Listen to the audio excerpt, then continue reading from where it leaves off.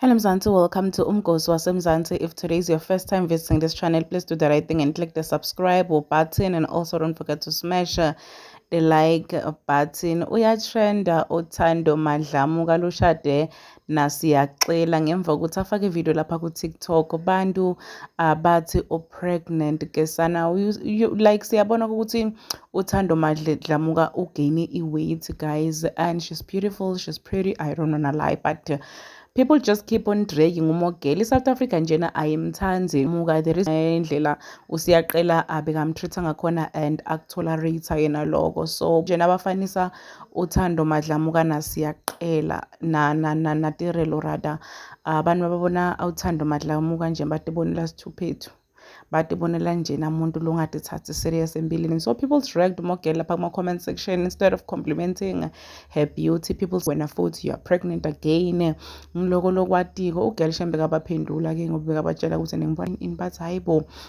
kambe ungalamisa wena futhi hey kufana nawe.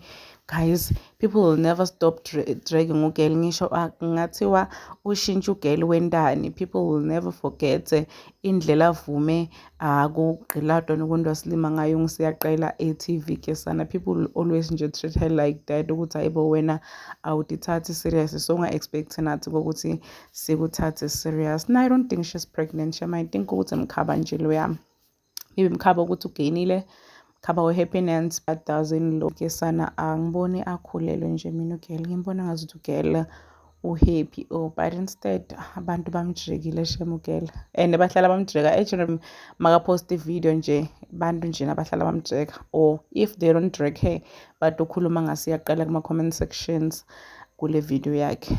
Yo guys, kwaze wabuhlungu bangithando. Please do comment what you think below down in the comment section. Don't forget to hit the notification bell so that you can be notified whenever I upload a new video. This is the end of my video. I am signing out.